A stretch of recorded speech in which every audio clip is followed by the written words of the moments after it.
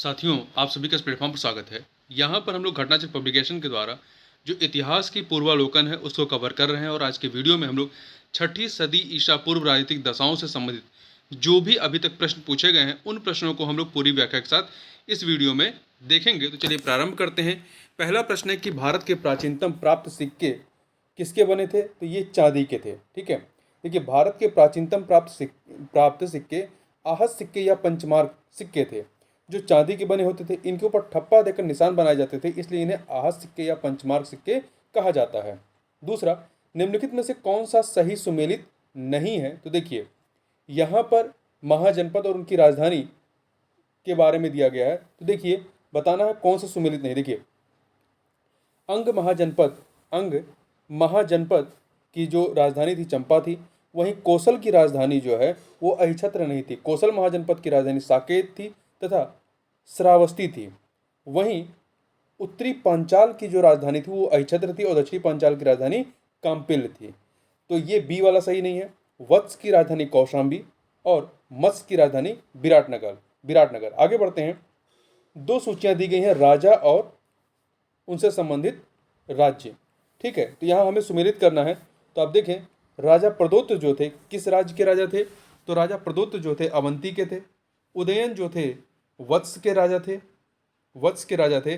प्रसेनजीत कौशल के राजा थे और अजातशत्रु जो है मगध के राजा थे। तो 3241 सी ऑप्शन हो जाएगा। फिर से चाहे देख लें, प्रदोत्त जो हैं अवंती के राजा थे, उदयन वत्स के, प्रसेनजीत कौशल के, अजातशत्रु मगध के। अगला है चंड प्रदोत्त किस प्राचीन गणराज्य के राजा थे? तो चंड प्रदोत्त, हमने ऊपर प्रदोत्त देखा, तो राजा प्रदोत्त जो हैं वो अवंती के राजा थे, अवंती के। ठीक है, बुद्ध काल में अवंती की राजधानी उज्जैन थी। बिंबिसार के समय में मगध के साथ चंड प्रदोत्त का संबंध मैत्रीपूर्ण था। एक बार प्रदोत्त के पांडु रोग से ग्रसित होने पर बिंबिसार ने अपने राजवैद्य जीवक को उसके उपचार के लिए भेजा था। आगे बढ़ते हैं। अभिलेखी साक्ष्य से प्रकट होता है कि नंद राजा के आदेश से एक नहर खोदी गई थी। कहाँ पर खोदी गई थी? कलिंग में खोदी गई थी। ठीक है, खारवेल के हाथी गुम्फा अभिलेख से नंद राजा महापद्म नंद की कलिंग विजय सूचित होती है। इसके अनुसार नंद राजा जिनसेन की एक प्रतिमा, जो नंद राजा था वो जिनसेन की एक प्रतिमा उठा ले गया तथा उसने कलिंग में एक नहर का निर्माण कराया था। उज्जैन का प्राचीन काल में नाम क्या था? तो उज्जैन का प्राचीन काल में नाम क्या था? अवंतिका था। मध्य प्रदेश के मालवा संभाग में स्थित उज्जैन को भारत के प्राचीन ऐतिहासिक नगरों में गिना जाता है। यह 16 महाजनपदों में से एक, अवंती की 2 राजधानियों में से एक थी। ठीक है, उत्तरी अवंती की राजधानी उज्जैन थी तथा दक्षिणी अवंती की राजधानी महिष्मती थी। अवंती को अवंतिका भी कहा जाता है। यहाँ पर एक मानचित्र है, इस मानचित्र में 4 ABCD दिखाए गए हैं। हमें इन ABCD के नाम बताने, इनके नाम क्या? देखिए जो ए है ये मत्स्यराज है, बी अवंती है, सी वत्स है और डी अंगराज्य है। आगे बढ़ते हैं। प्राचीन नगर जो महाभारत और महाभाष्य दोनों में उल्लिखित है, तो इसके बारे में थोड़ा सा व्याख्या देखें। देखिए मध्यमिका नगरी जो है राजस्थान, भारत में चित्तौड़ के निकट, जो मध्यमिका है राजस्थान में, ये भारत में चित्तौड़ के निकट एक प्राचीन नगरी है। इस नगरी का उल्लेख महाभारत और महाभाष्य दोनों में है। ठीक है, मध्यमिका का। अब आगे देखें। विराटनगर बैराट राजस्थान के जयपुर में स्थित है। महाभारत काल में पांडवों ने अपना अज्ञातवास यहीं व्यतीत किया था। इसका भी उल्लेख महाभारत और महाभाष्य में मिलता है। तो दो हैं जिनका महाभारत और महाभाष्य में मिलता है, मध्यमिका नगरी और विराट नगर बैराट। ठीक है, इसलिए कोई ऑप्शन सही नहीं माना जा सकता है। पाटलिपुत्र के संस्थापक कौन थे? तो उदयन। पाटलिपुत्र की स्थापना अजातशत्रु के उत्तराधिकारी उदयन ने गंगा और सोन नदी के संगम पर एक किला बनाकर की थी। इसने मगध साम्राज्य की राजधानी राजगृह से पाटलिपुत्र स्थापित की। यह नगर शिशुनाग वंश, नंद वंश और मौर्य वंश की भी राजधानी रही है। मगध साम्राज्य की राजधानी पाटलिपुत्र के बारे में निम्नलिखित में से कौन सा कथन सत्य है? 4 कथन दिए गए हैं, इसमें आप बी ऑप्शन पढ़ें तो बी विकल्प जो है, पाटलिपुत्र उत्तर में गंगा नदी से एवं पश्चिम में सोन नदी से घिरा हुआ था। ठीक है, तो बी ऑप्शन हो जाएगा। आगे बढ़ते हैं। निम्नलिखित में से किस राजा ने पाटलिपुत्र बसाया था? तो पाटलिपुत्र बसाया था किसे? उदयन ने। अभी हमने ऊपर देखा था। किस शासक द्वारा सर्वप्रथम पाटलिपुत्र का राजधानी के रूप में चयन किया गया था? तो राजधानी के रूप में इसको बसाया किसने था? उदयन द्वारा। उदयन ने बसाया था। उदयन वासुदत्त की दंतकथा संबंधित है किससे? तो ये उज्जैन से। उदयन वासुदत्ता कि उद्दंत कथा उज्जैन से संबंधित है। इस कथा को महाकवि भास ने अपने नाटक स्वप्न वासवदत्तम में वर्णित किया है। इस नाटक में वत्स नरेश उदयन तथा अवंती नरेश प्रदोत की पुत्री वासवदत्ता की प्रेम कथा का वर्णन है। ये कथा उस समय की है जब उदयन उज्जैनी के कारागार में कैद थे। प्रथम मगध साम्राज्य का उत्कर्ष किस शताब्दी में हुआ था?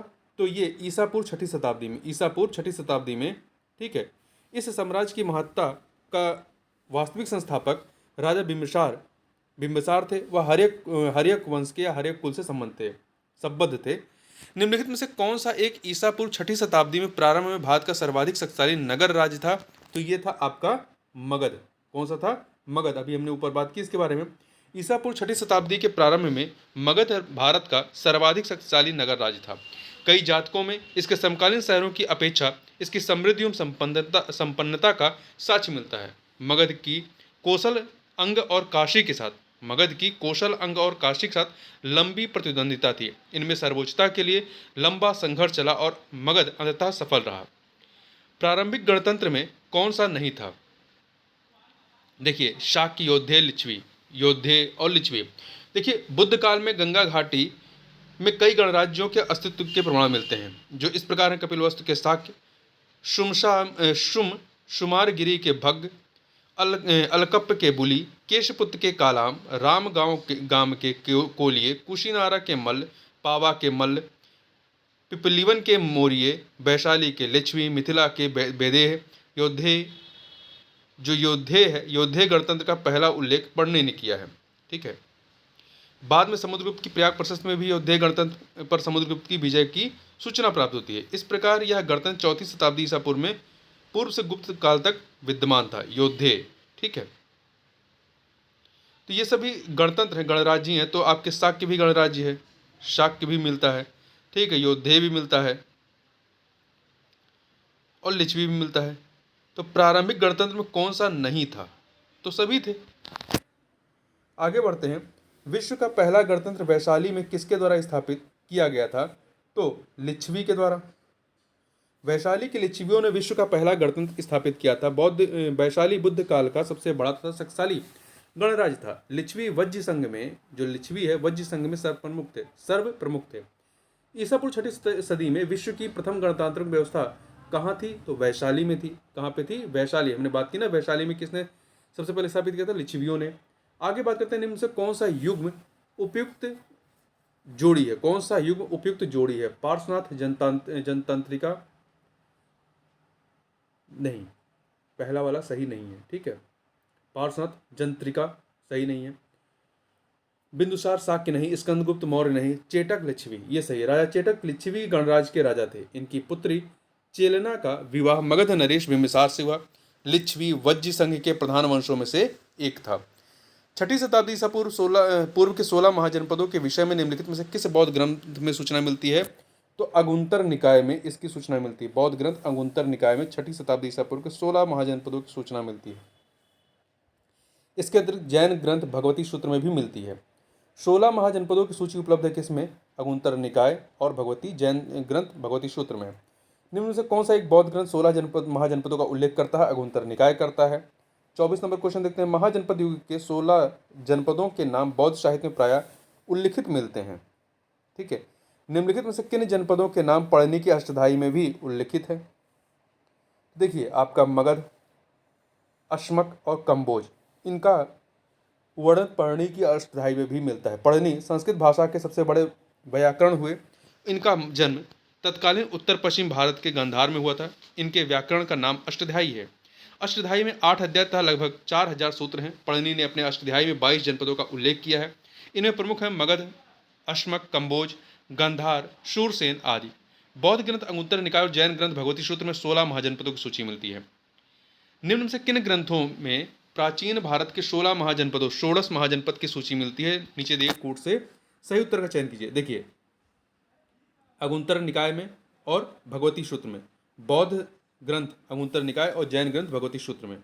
तो 2 और 4 ये ऑप्शन हो जाएगा। आगे बढ़ते हैं। महाभारत के अनुसार उत्तरी पांचाल की राजधानी क्या थी? उत्तरी पांचाल की राजधानी अहिछत्र थी, जबकि दक्षिणी पांचाल की राजधानी कांपिल्य थी। हस्तिनापुर तथा इंद्रप्रस्थ कुरु की राजधानियाँ थीं। हस्तिनापुर तथा इंद्रप्रस्थ कुरु की राजधानियाँ थीं, जबकि मथुरा शूरसेन की राजधानी थी।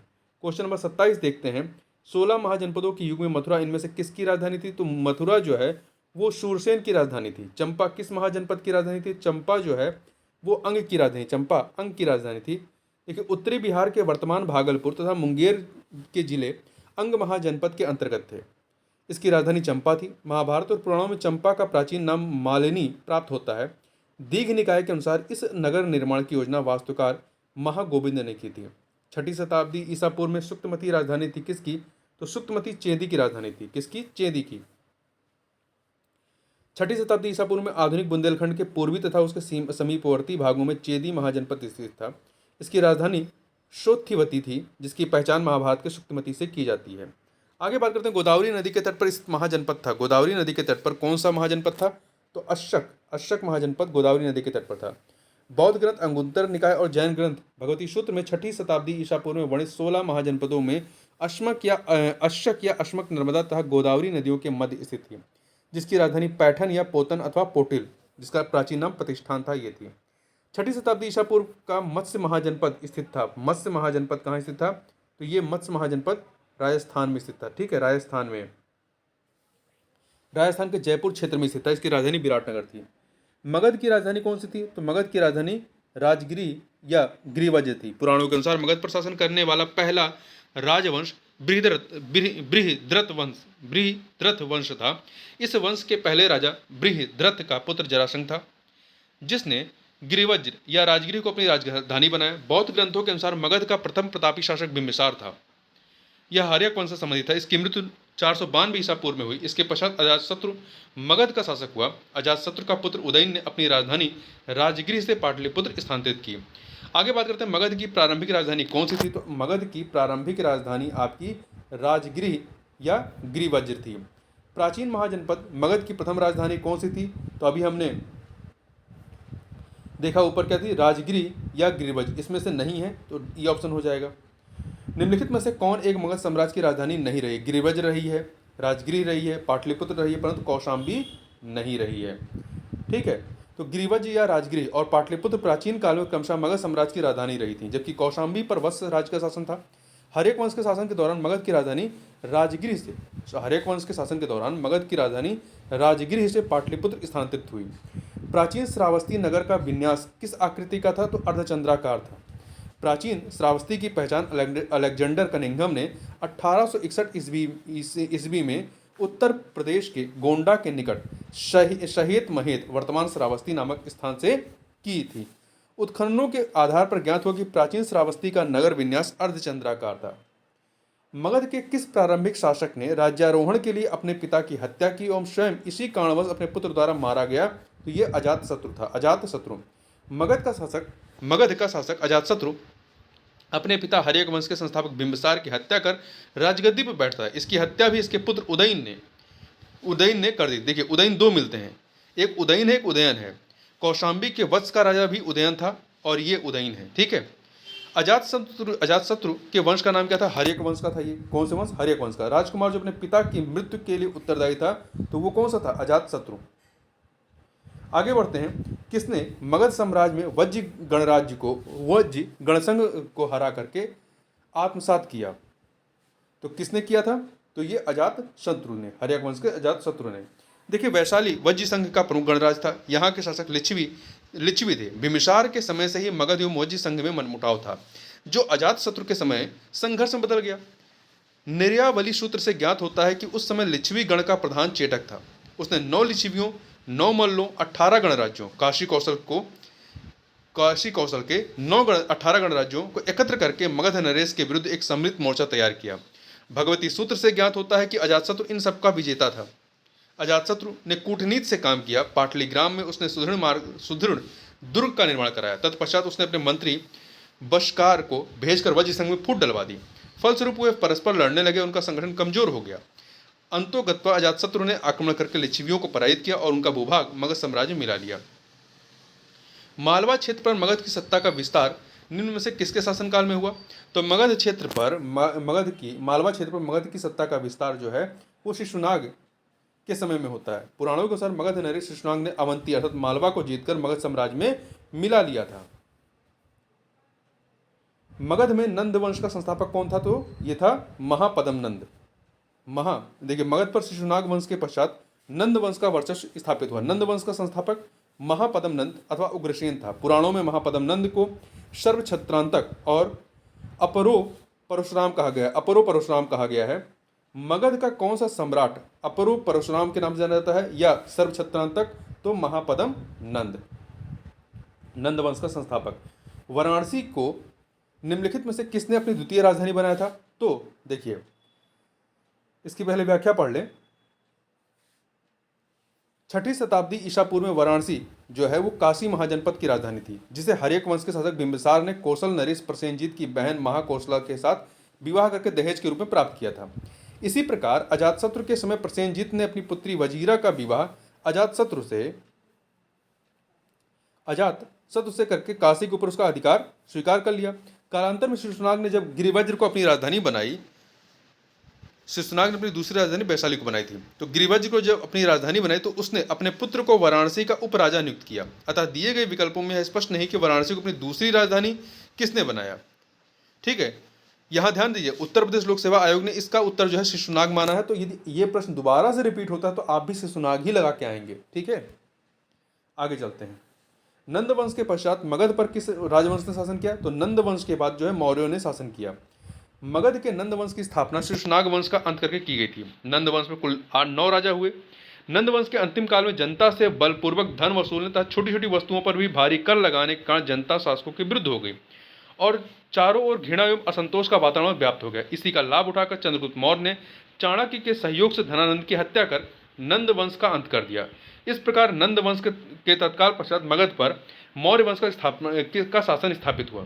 उसके उपरांत शुंग वंश, फिर कंडो, फिर गुप्त आदि ने शासन किया है। आगे बात करते हैं राजा नंद का उल्लेख करने वाला अभिलेखीय प्रमाण कौन सा है? खारवेल का हाथी गुम्फा अभिलेख। देखिए, कलिंग के चेदी वंश का सबसे प्रतापी शासक खारवेल था। इसके विषय में जानकारी का प्रमुख स्रोत इसका हाथी गुम्फा अभिलेख है।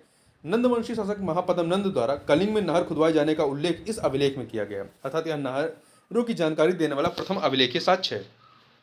निम्नलिखित मगध राजवंशों को कालक्रमानुसार व्यवस्थित कीजिए। जो राजवंश है, तो देखिए, इसमें सबसे पहले हर्यक वंश आएगा, फिर इसके बाद नंद वंश आएगा, फिर मौर्य वंश आएगा, फिर शुंग वंश। तो 4132 बी ऑप्शन हो जाएगा। आगे बढ़ते हैं। गौतम बुद्ध के समय प्रसिद्ध वैद्य जीवक जिसके दरबार संबंधित था, तो जीवक जो है वो बिंबिसार के दरबार से संबंधित थे। ठीक है, बिंबिसार के समय में बिंबिसार ने अपने राजवैद्य जीवक को अवंती नरेश चंड प्रदोत के चिकित्सा सेवा के लिए भेजा था, कि राज्य में चिकित्सा सेवा के लिए भेजा था।